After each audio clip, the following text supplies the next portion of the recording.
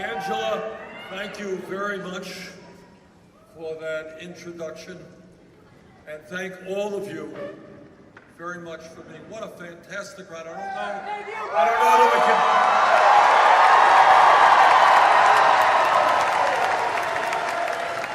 don't know that we can squeeze any more people in here. Thank you so much for coming. Some people told me that Louisiana was a conservative state. Guess not.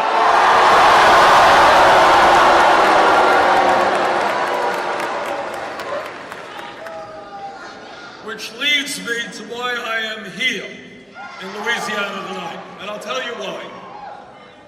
Let me begin by just telling you that I think my colleagues in the Democratic Party have made a very, very serious mistake.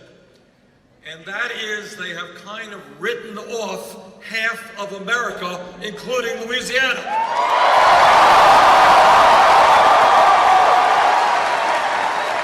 And I'm here to tell you that the time is now for us to fight in 50 states in the country,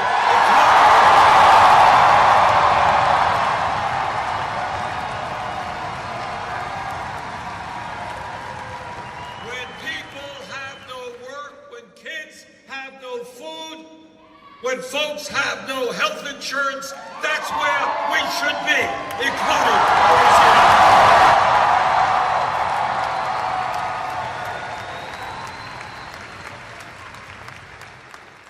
I want to begin by telling you something that no other presidential candidate will tell you. And that is that no president, not the best intentioned person in the world, will be able to address the enormous crises facing our country by himself or herself. What we need in this country is a political revolution, and your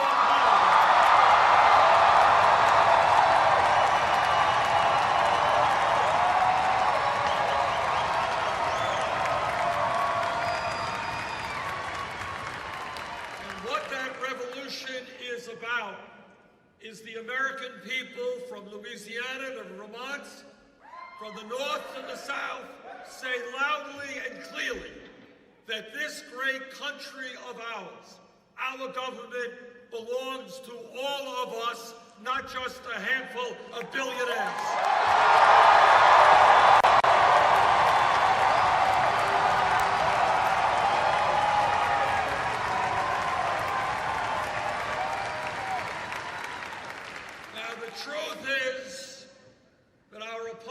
Literally have unendless supplies of money, billions and billions of dollars to put into the political process to elect candidates who represent the rich and the powerful. That's what they have. But we have something that they don't have, and that is we have the people.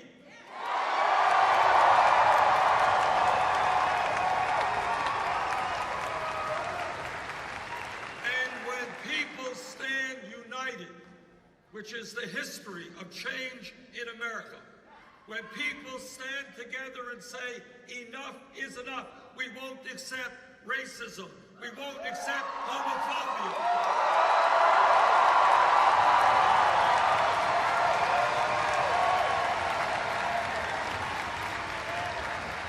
We won't accept sexism.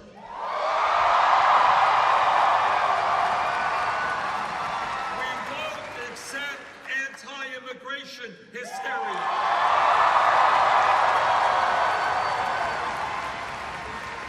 When we stand together, there is nothing that we cannot accomplish.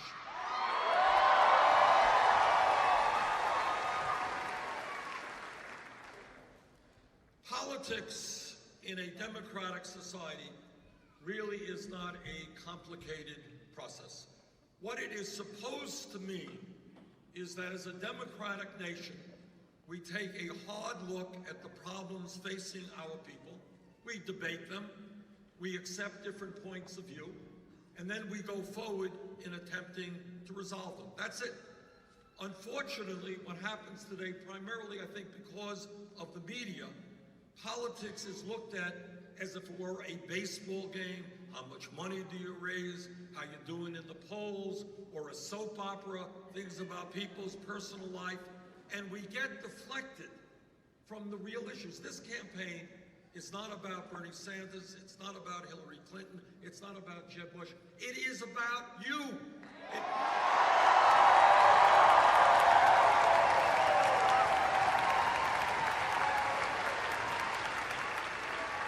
is about our kids. And Jane and I have 4 great kids and 7 beautiful grandchildren. It is about our parents. It is about our environment. It is about our place in the world. Don't let them hang you up on this issue or that issue. That's not what's important. What's important is what are the issues that impact the 300 million plus of us, and how do we go forward? Those are the issues we should be talking about.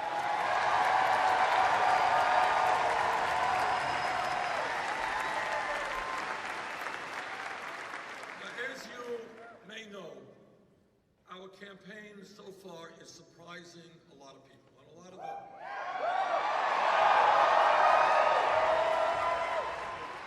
And the media pundits are worried and they're wondering, how does it happen? Why are 4,000 or 5,000 people out here in Louisiana? You're not supposed to be here.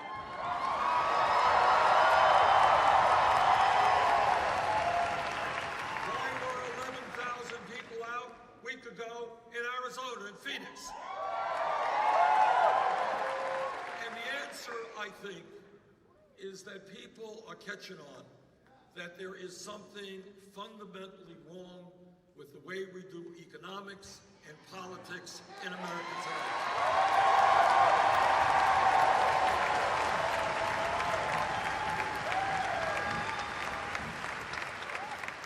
And people want to go beyond establishment ideas. They want new ideas, and they want to make fundamental changes in the way we do business in this country.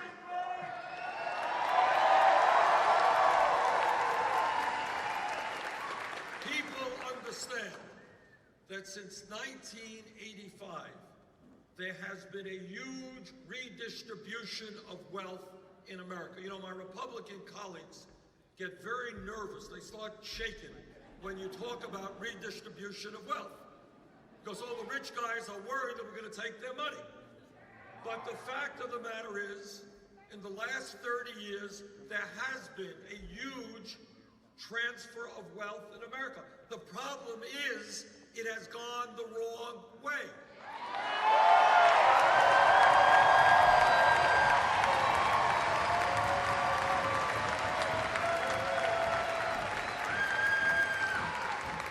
Trillions of dollars have flown right from the heart of the middle class and working class families right up to the top 1/10 of 1%. And you know what we are going to do together? We're going to reverse that flow back down.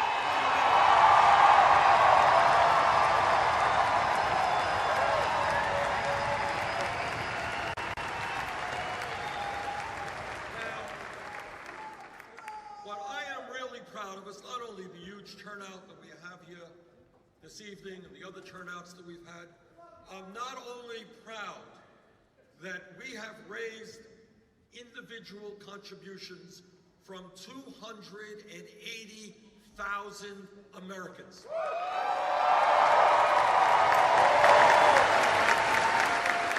And do you know what the average contribution was? Less than $35.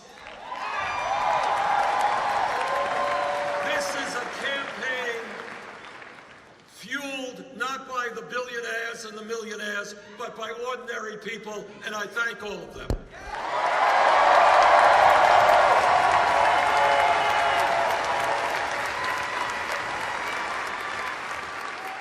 This Wednesday night, in fact, we're going to do something we think is unprecedented. We are going to have over 2,000 organizational meetings in 50 states of this country in a digital way, and I hope that Louisiana participates strongly in that.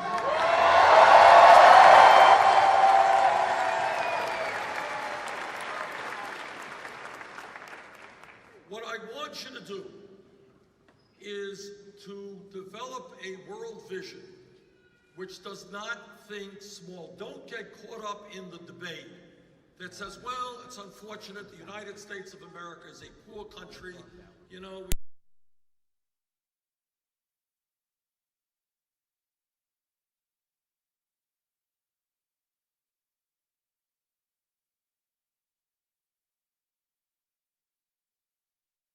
We cannot accomplish.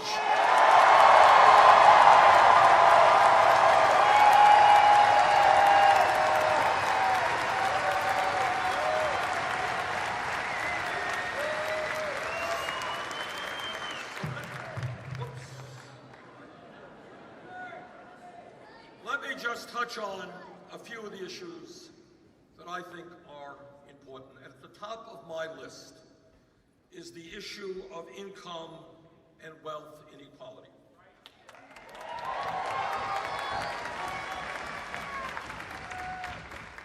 Today in America, as I just mentioned, we are the wealthiest country in the history of the world, but most people don't know it.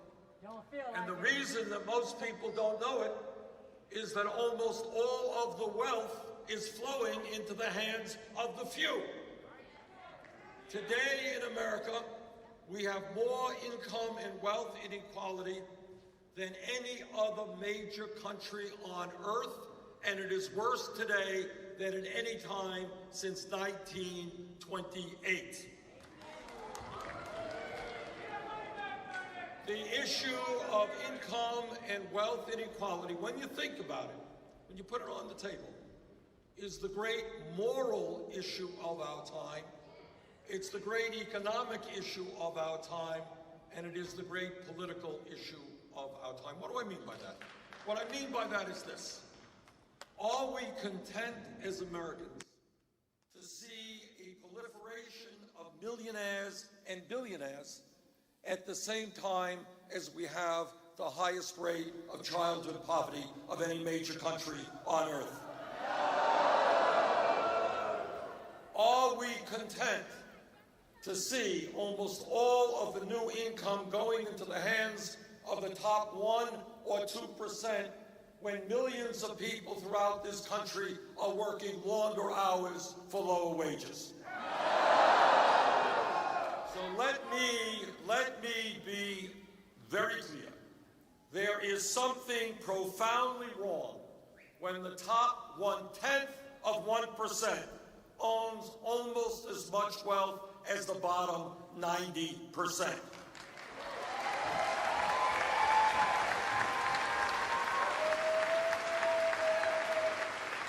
There is something profoundly wrong when one family, the Walton family of Walmart, owns more wealth, one family, than the bottom 130 million Americans.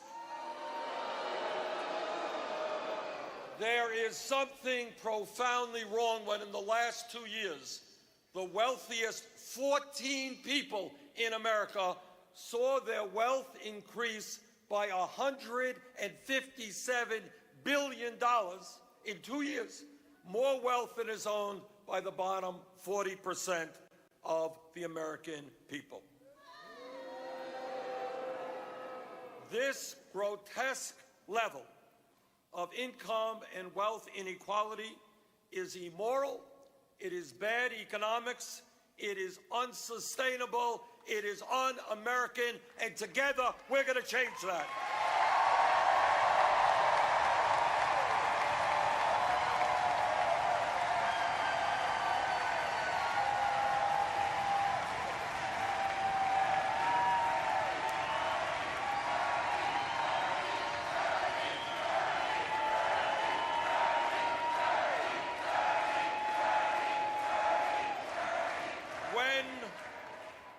The very, very rich get much richer, and virtually everybody else gets poorer.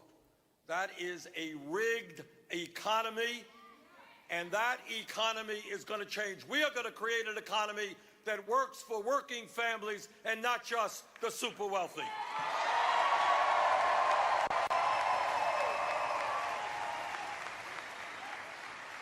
This campaign is sending a loud message to the billionaire class. You cannot have it all.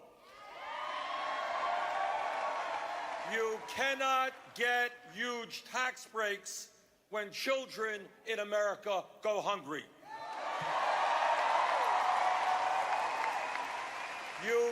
You cannot continue to send our jobs to China when people in America are desperately searching for work.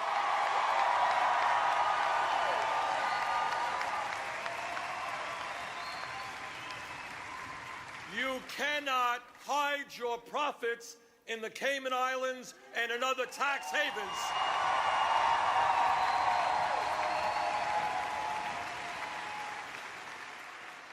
When there are so many unmet needs in this country, and our message to the billionaire class is their greed, which is destroying this country, has got to end, and we are going to end it for them.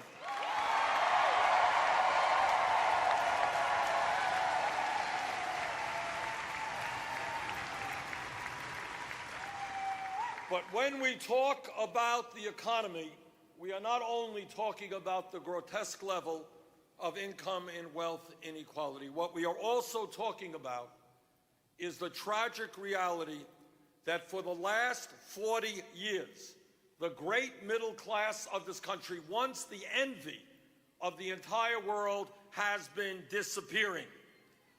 Despite exploding technology and increased worker productivity, median family income in this country is almost $5,000 less than it was in 1999. In other words, the middle class of this country is on the move. Problem is, we're moving in the wrong direction.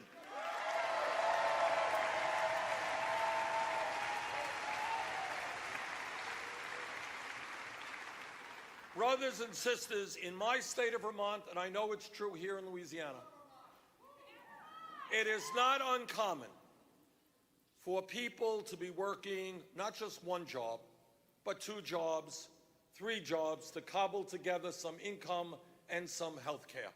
That is not what the American economy should be about.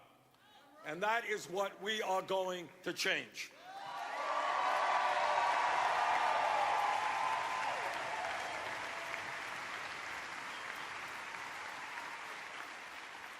When you talk about the economy, it's important to talk about issues of unemployment. And let me tell you something that you don't hear much about. When you read the papers once a month, you get the official U.S. unemployment rate, which is now about 5.3%. That's the official rate.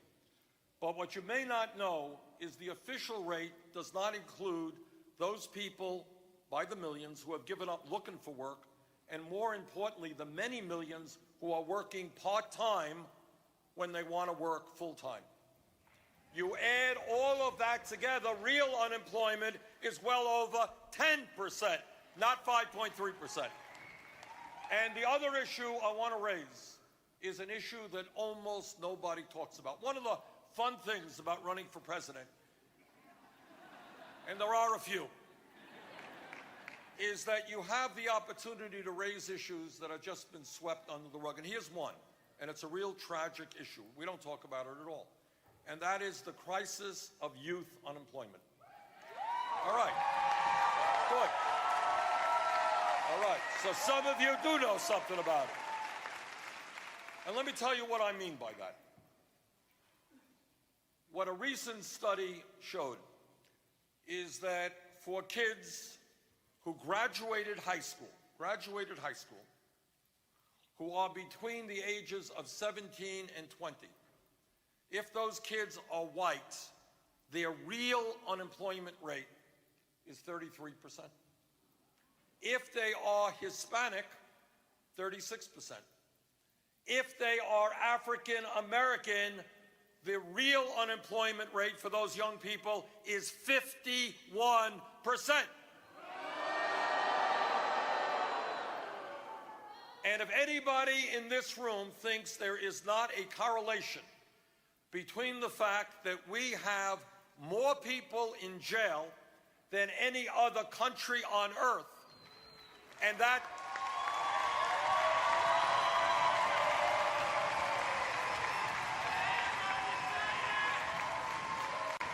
We got more people in jail, and we got youth unemployment of 30, 40, 50%. If you think there's not a correlation, you'd be wrong. And in my view, it makes a lot more sense to be investing in jobs and education for our kids.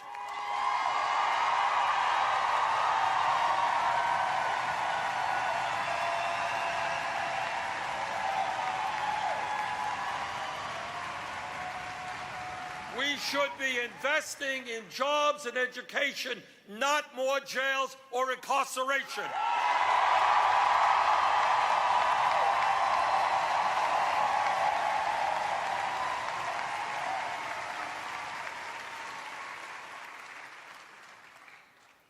I want this country to have the distinction not of having more people in jail than any other country, but of having the best educated workforce of any other country.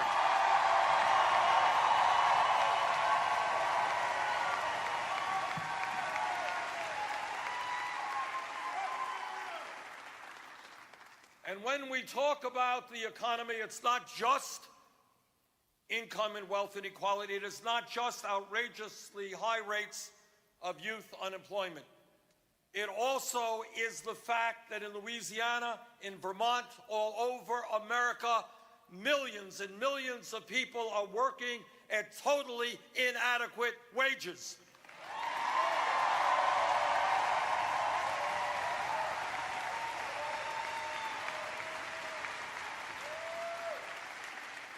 I remember talking last year to some young people in Detroit, Michigan, trying to make it on $7.25 an hour. They couldn't even get full-time work at a fast food restaurant, working at one place, working at two places, taking a bus to the third place. And that goes on all over America. So let's be clear. The federal minimum wage of $7.25 an hour is a starvation wage. It must be raised.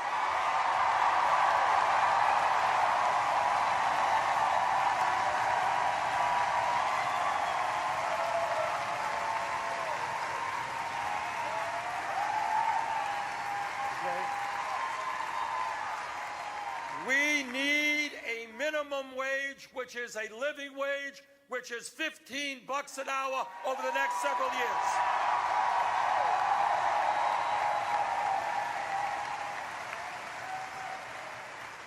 It is not a radical idea to say that if somebody works 40 hours a week, that person should not be living in poverty. That's not a radical idea.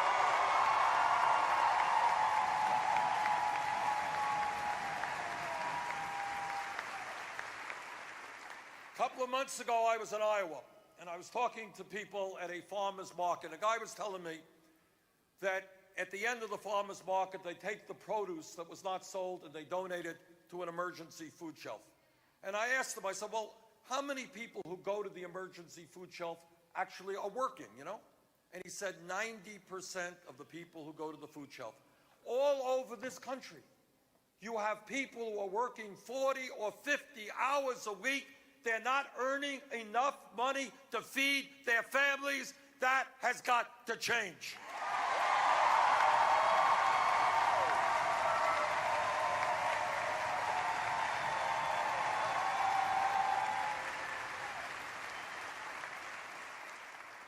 And speaking to my brothers here, you got to stand with us on this issue. Women today make 78 cents compared to what men make. We must fight for pay equity for women workers.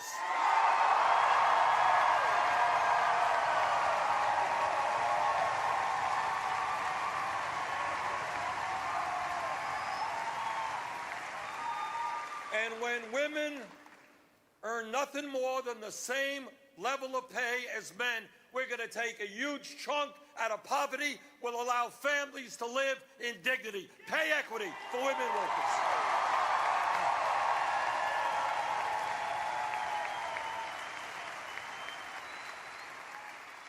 Now, all over this country, my Republican colleagues talk about family values. You ever hear them talking about family values? They just love families. Just love them. But all of you know what they mean when they talk about family values. This is what they mean.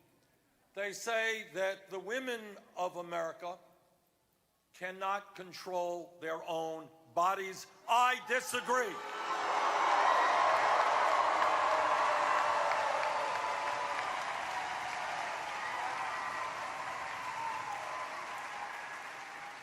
And they say that the women of America are not smart enough to be able to buy the contraceptives they need. I disagree.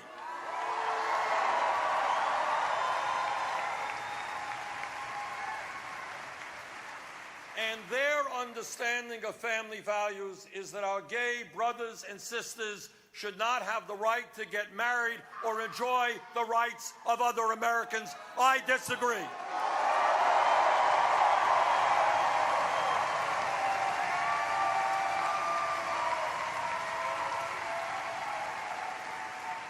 We have made progress in recent years in breaking down discrimination barriers, and we're going to continue to make progress.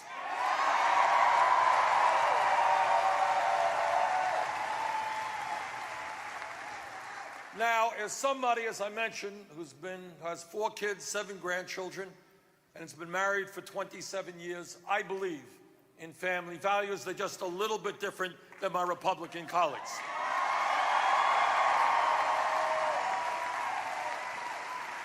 So let me tell you about what I think are real family values, values based on love and support of family. First, the United States of America must end the international embarrassment of being the only major country on earth which does not guarantee workers paid medical and family leave.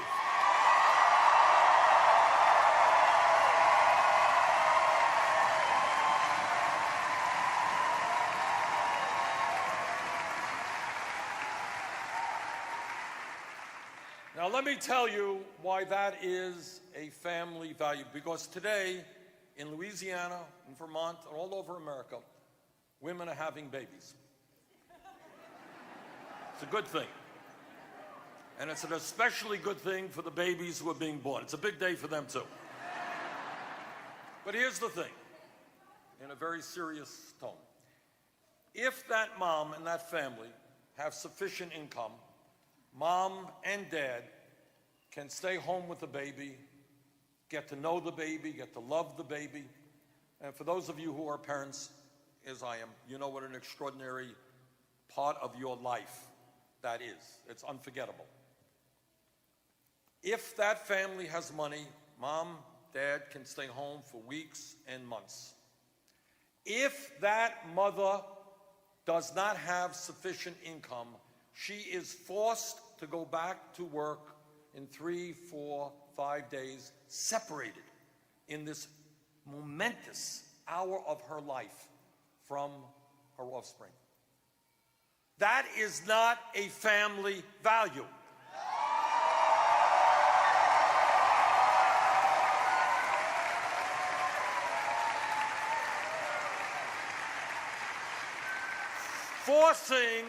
Forcing for economic reasons a mother to go back to work and separate her from her baby is not something that should take place in America. And that is why, if elected president, we will have 3 months of paid family and medical leave.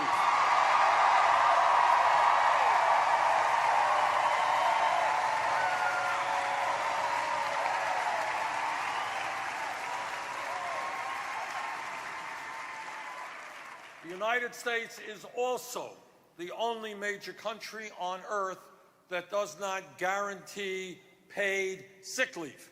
Now, I don't know about you, but I travel around a lot and I go to a lot of restaurants, and I would very much prefer not to have somebody who has the flu or some contagious disease handling my hamburgers.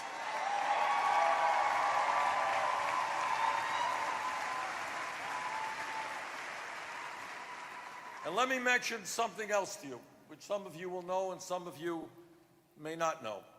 And that is, as a result of the collapse of the American middle class, in order to get by, to earn enough money, the American people are now working the longest hours of any people in a major industrialized country.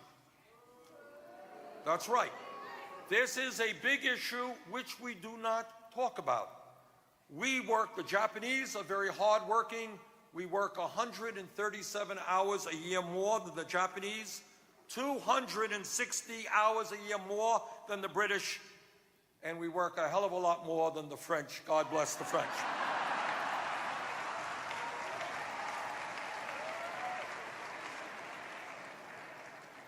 But here's the point, and it's a very serious point. Some of you remember when we were in high school and we read our high school history books. You remember seeing these big pictures of workers in the early 1900s marching down the street. And they held these huge placards and these banners.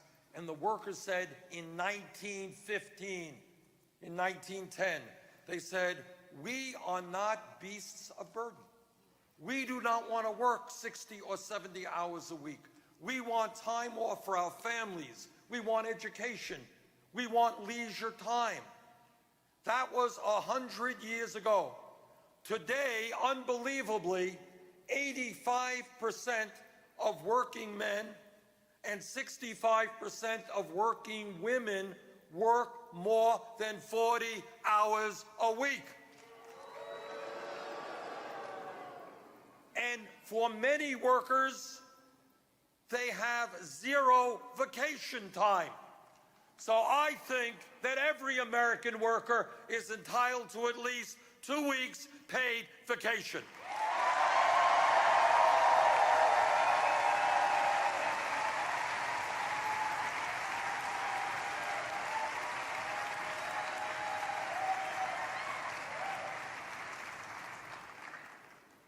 When pollsters go out and they call you up on the phone and they say, what's on your mind? Usually the answer is jobs. We're worried about jobs. Why are people worried about jobs? They're worried about jobs because they know that unemployment is high. They know that if they're 55 years of age, they can walk into work tomorrow and find their job replaced by somebody half their age and half their wages. That is why we need a massive federal jobs program to rebuild our crumbling infrastructure.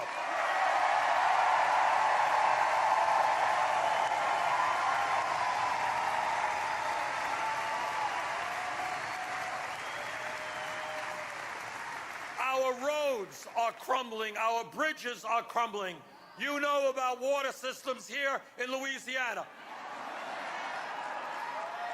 Our rail system is falling further and further behind other countries. If we invested $1 trillion over a few years, we could create 13 million decent-paying jobs, and that's what I want to do.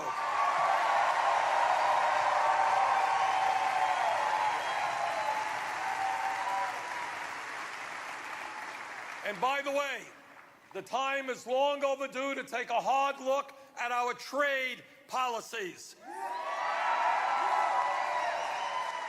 NAFTA, CAFTA, permanent normal trade relations with China have resulted in the loss of millions of decent-paying jobs. We need a trade policy which demands that corporate America invest in this country, not other countries around the world.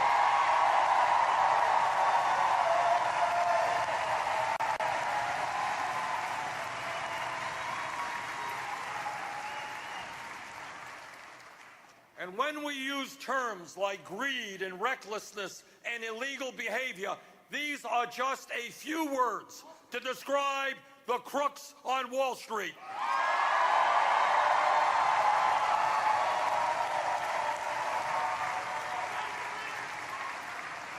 We bailed out Wall Street because the major banks were too big to fail.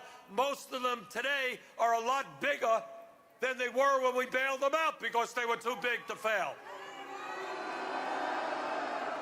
We need to bring back Glass-Steagall legislation.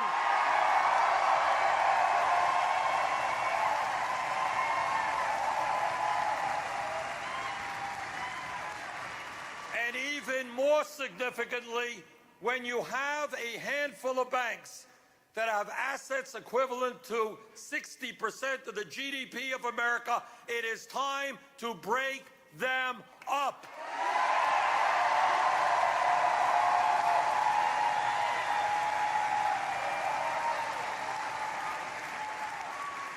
If a bank is too big to fail, that bank is too big to exist.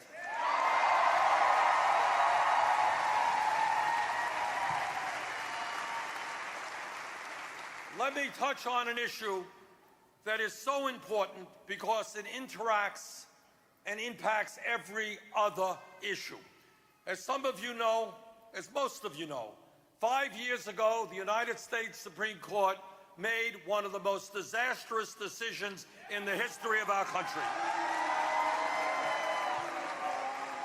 By a 5-4 vote, the Supreme Court said to the billionaire class, they said, okay, guys, you already own much of the economy. We're going to allow you to buy the United States government, and that is what they are doing right now.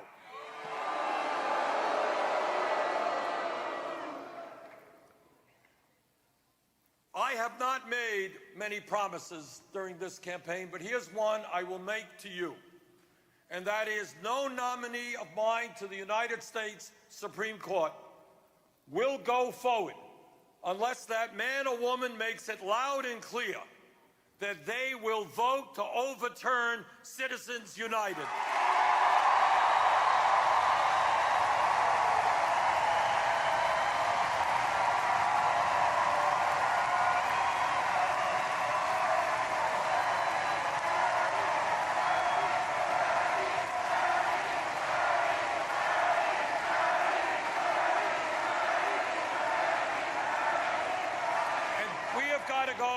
We have got to go even further than overturning Citizens United.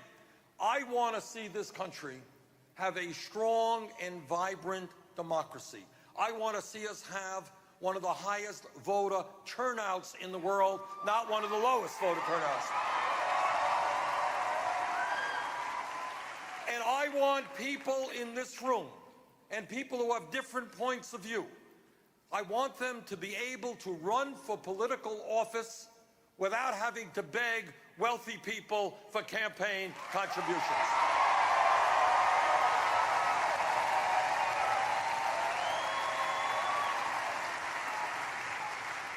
And that is why I believe we have got to move toward public funding of elections.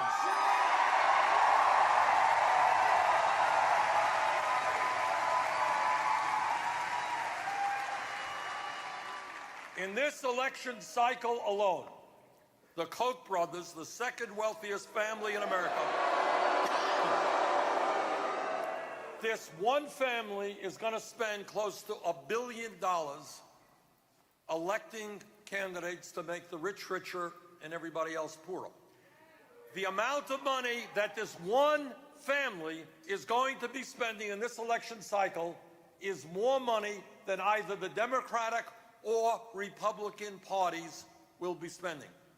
When you have one family spending more money than either of the two major parties, brothers and sisters, you're not looking at a democracy, you're looking at an oligarchy.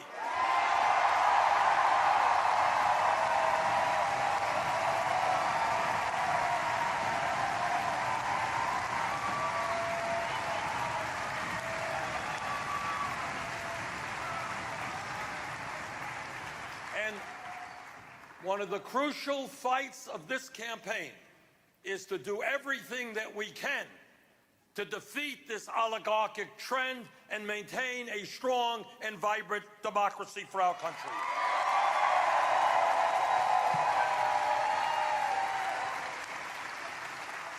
When we talk about the issues facing this country, all of us must be aware that we are living in a highly competitive global economy. And if we are to succeed, we need the best educated workforce in the world.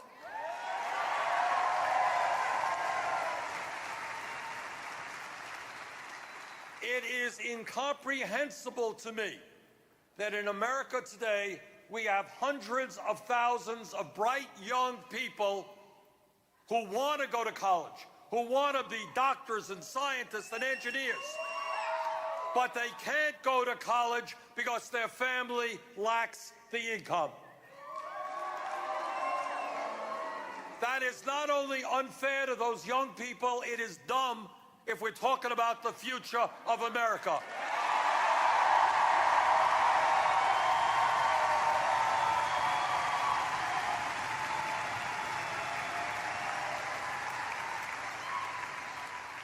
And that is why I have introduced legislation which would make every public college and university in America tuition free.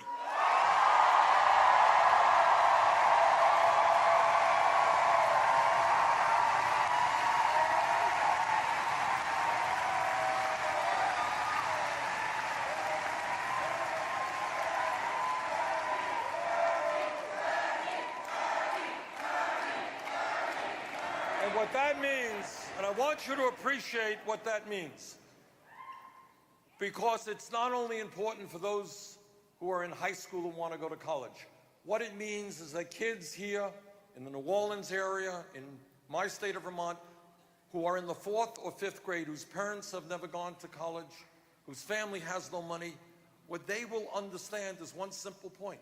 If they study hard and they do well in school, they will have the opportunity to get the education they need.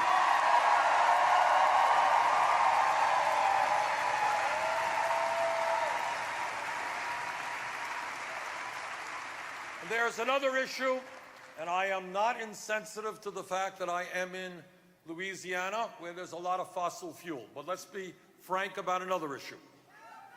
And that is, in terms of climate change, the debate is over.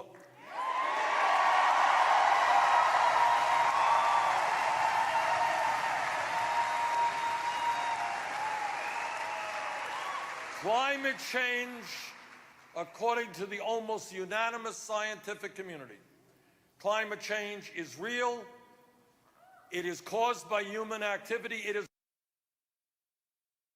already causing devastating problems in our country and around the world. Very, very dangerous. And what they are talking about is that by the end of this century, the planet Earth will be between 5 and 10 degrees Fahrenheit warmer, more drought, more floods, more extreme weather disturbances. You know something about extreme weather disturbances here. More rising sea levels, more global conflict as people fight for limited natural resources. We have the moral responsibility to lead the world in transforming our energy system away from fossil fuel.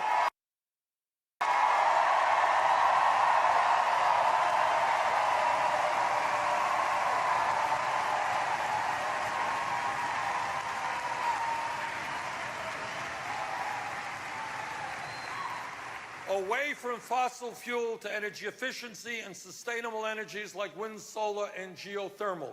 I am more than aware that there will be economic dislocation, and as part of any climate change legislation, we must protect those people who will lose their jobs and help them get new jobs.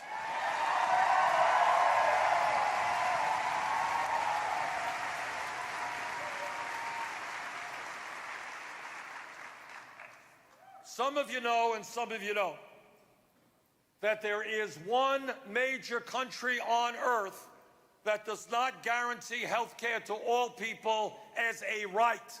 That's the United States of America, and that has got to change.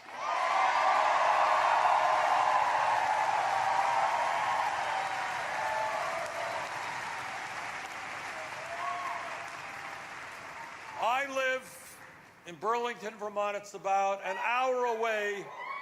We got a few Burlingtonians here, okay. It's an hour away from Canada. In Canada, everybody has health care.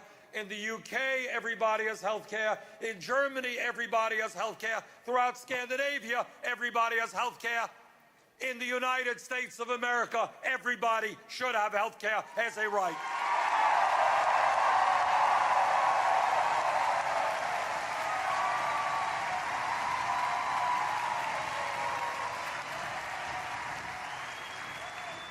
And that is why I believe in a Medicare for all single-payer program.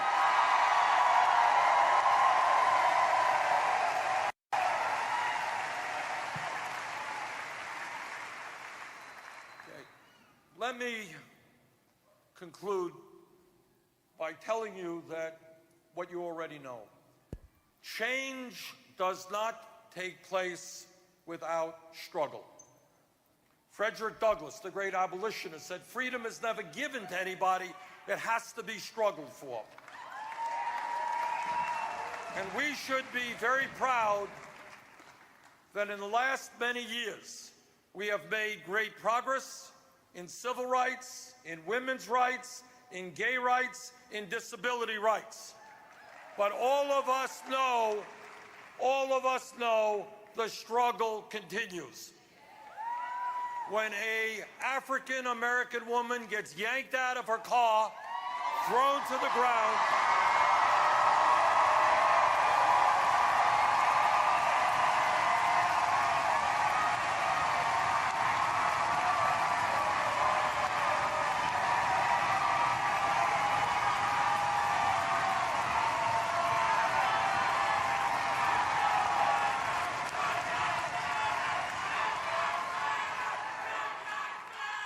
when that happens, and when we all know that would not have happened to a middle-class white woman, we know that we need some serious change in criminal justice in this country.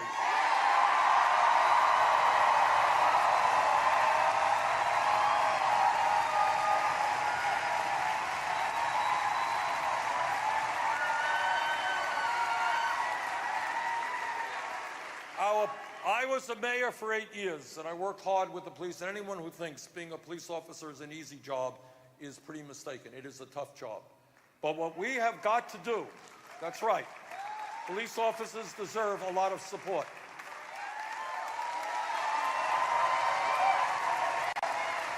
But what we have got to do is to make sure that our police departments are part of the community, are not seen as oppressors in the community.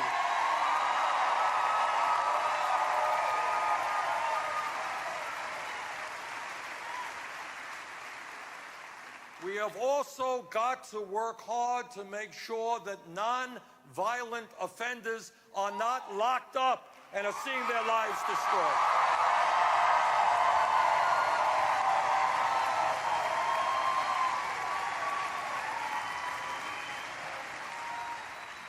Now, when we talk about bringing our country together, we have also got to recognize that there are 11 million undocumented people in this country.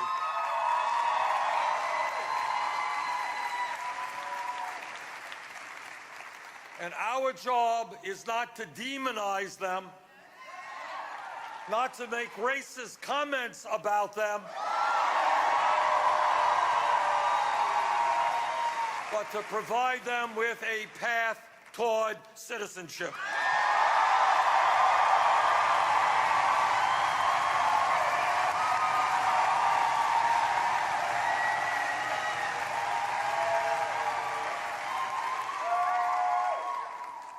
As I said earlier, this campaign is not about me.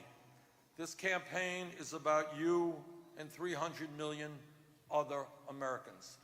And what I've also said time and time again, no president can do it alone. We need a grassroots political movement of which I hope you will become part of.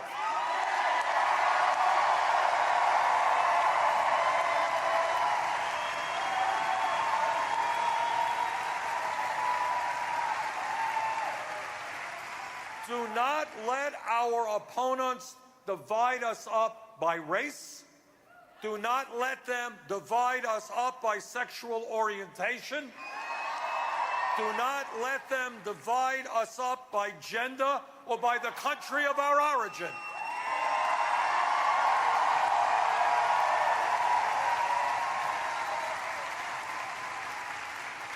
If we stand together, I want to just conclude by reminding you of something. A couple of years ago, I was way up in northern Vermont, and I was at a meeting which was sponsored by a veterans organization to honor the men and women who fought in World War II. And it was a very moving experience. And by the way, when we talk about issues, as the former chairman of the Senate Veterans Committee, I hope you all agree with me that we are never going to balance the budget on the backs of the men and women who put their lives on the line to defend us.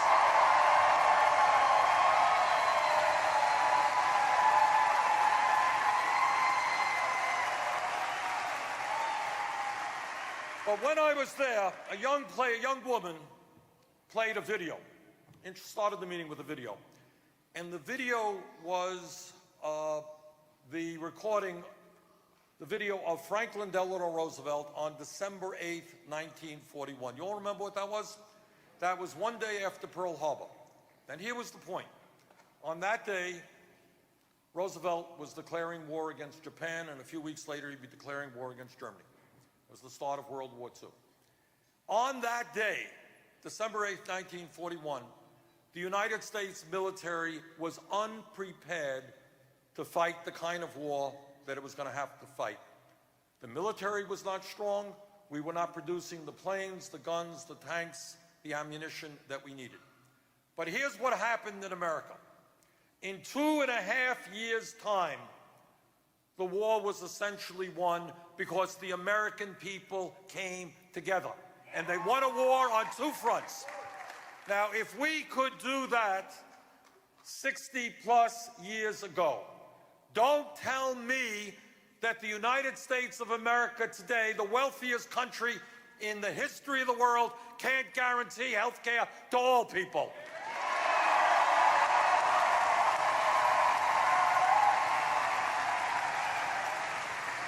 Don't tell me that when mom and dad go to work, they can't know that their kids are in the best child care system in the world.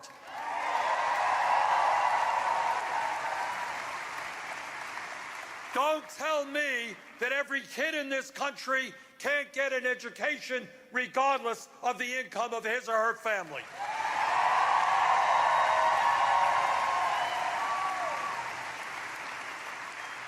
Don't tell me that we can't expand Social Security so that all of the elderly and the disabled have at least a minimal standard of living to exist on.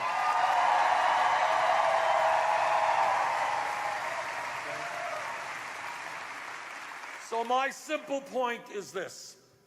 When we come together as a nation, when we are prepared to stand up to the greed of Wall Street and corporate America, when we are prepared to tell them that this great country belongs to every man, woman, and child, and not just to a handful of billionaires, when we have the courage to do that, there is nothing we cannot accomplish. Let's do it. Thank you very much.